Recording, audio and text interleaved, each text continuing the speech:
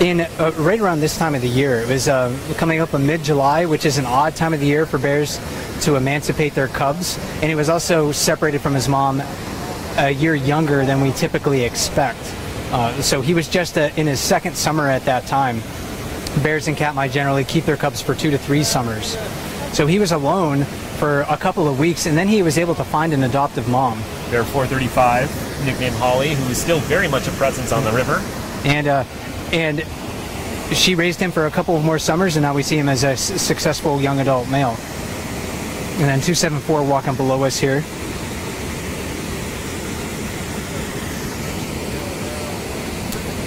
Sort of eyeing the situation, figuring out perhaps if he can get away in there. Yeah, a lot of these younger adult males, younger adult females will circle the periphery of Brooks Falls, looking for maybe for an opportunity to go in and find a fishing spot, but also looking for scraps. And 409 has yielded her spots. Yeah, it didn't look like 83, who seems to have come back. Yeah, it didn't really look like she noticed him till maybe the last moment, and then she decided, hey, I'm in a very vulnerable position. 83 probably doesn't want that fishing spot. I've actually never seen him fish there. And now we have their, wow, shuffling the deck here. Yeah. 856 is up and moving. Bear 503 is now retreating. He had entered the scene, but now it's going back onto the islands. It really is almost like a domino effect. One bear moves. Yeah, and all the others sort of shuffle their positions. And so there is 503. That was the bear we were just speaking of, who was emancipated by his first mother early, then adopted by a later sow.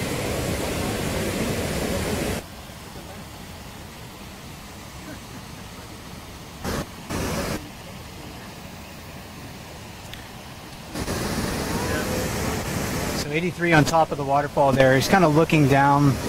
Doesn't look like he's going to be able to fit back into that slot he was in before because of 747 there. 747 caught a fish. He's eating it slowly.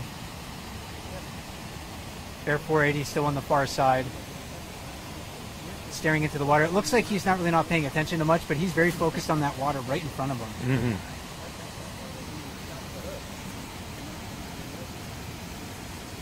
So just to recap events of the past minute or two, Bear 747 came in, displaced Bear 83, who then is now standing at the top of the falls. He pushed 409, one of our smaller bears, a female, off of the lip, she's now returning, a little bit more comfortable with the situation. And Bear 856, who was in the jacuzzi, left. Oh, he's right in front of us. Oh, he is directly in front of us. Yeah, sometimes you look and you're like, where'd that bear go? And he can be almost right in front of you. We expect these bears, since they're creatures of habit, to be in the same places at all the same moments.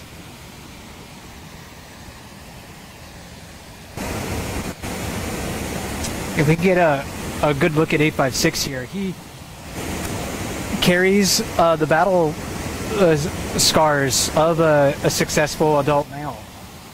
Yeah, and as we mentioned earlier in this play-by-play, he got in an altercation right in front of the platform yesterday with Bear 747, and 856 did come out victorious on top of 747. And it is really hard to get a perspective on how big he is, but at the shoulder, he's nearly 5 foot tall on all fours.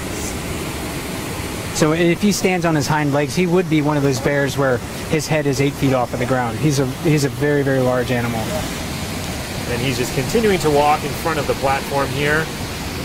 Some urinating too. This is perhaps a sign to let other bears know he's in the area.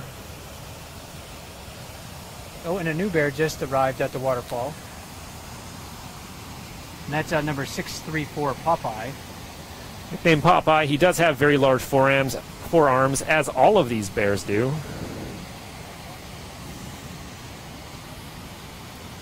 For whatever reason, 634 doesn't have a lot of scars on him. I mean, he's one of those bears that will sometimes steal fish from others as well. So it's sort of a surprising aspect of his physical appearance that he doesn't have a lot of wounds on him. Maybe he's just really well furred all the time, and I don't happen to see those because we don't see those scars. And we have 856 re-entering, and 634 appears not to be backing down as much as 856 would like. And look at 856's ears. His ears are forward. Popeye's ears, his ears are back against his head. When the ears are back like that, that's a sign of submission. Looks like 856 really didn't want that fishing spot that much because he could have displaced him fairly easily. And he decided 634 could have it. We'll see if other bears kind of notice 856 as he's walking to the other side. And it is worth noting, in his altercation with 747 yesterday, 856 did not engage immediately. He sort of approached 747, turned around, thought about it some more, and then reapproached, and that's when the main conflict took place.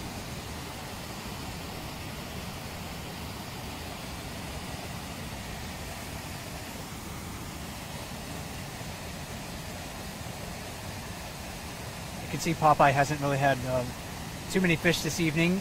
He's twitching a lot. That's reacting to the fish that are bumping into him. The bears can't see into the water there. They're really just doing this by feel. So in that jacuzzi, the Salmon King, they have to stage there before they try to jump, and they can get confused because of that really strong hydraulic that's going on.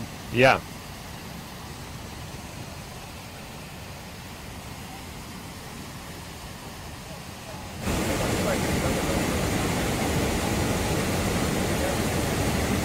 So again, we're looking at bear 634, nicknamed Popeye, in the jacuzzi.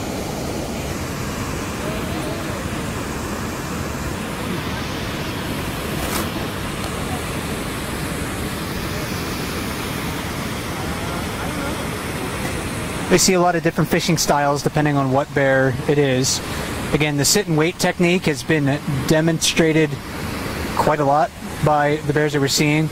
You'll see bears that will run through the water charging after fish. Stealing is also a legitimate fishing technique in the bear world. So when we say that, you know, bear can be a pirate, they definitely do that. We have to sort of remove the stigma attached to those. And we have another bear passing right in front of the platform here. I believe, is this bear 503, Mike? 409 again, actually. 409 again. Yeah, so she moved downstream, and maybe she's going to try to get back to the lip. From that angle, I thought I saw some triangular ears, but it is 409.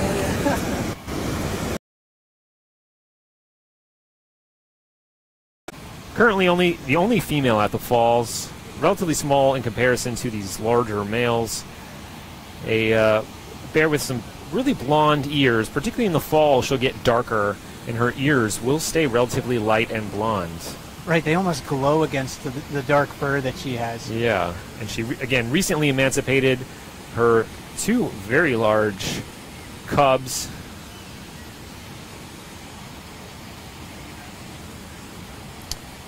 And yet another bear. This is one of the the exciting things about coming down to watch bears at Brooks Falls on the cams. There's quite frequently bears shuffling around, moving into different positions, and over time we can watch these bears grow and mature into very large adults. We see their stories across generations we've seen at Brooks River. We can trace their lineage in a lot of cases. And that is something that's unique about the Brooks River, is because we do get these bears recurring or reappearing year after year in such close proximity. We can keep tabs of their behavior and observe them in ways that we can't really in a lot of other places. That does make bear watching here very unique in the sense that, you go to a lot of other places, you might see a grizzly bear off in the distance, but you don't really know too much about that animal's life history, and that's what really makes this very unique, is these bears are all individuals, and we get to sort of know them on an individual level, and they tell us a lot about the bear world in their own ways. And their stories, yes.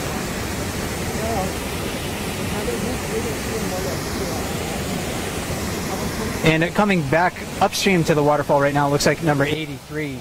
He must have circled around behind us on the platform and swung down below and is now walking upstream. 83, nickname Wayne Brother. He was previously using the fishing spot occupied by bear 747.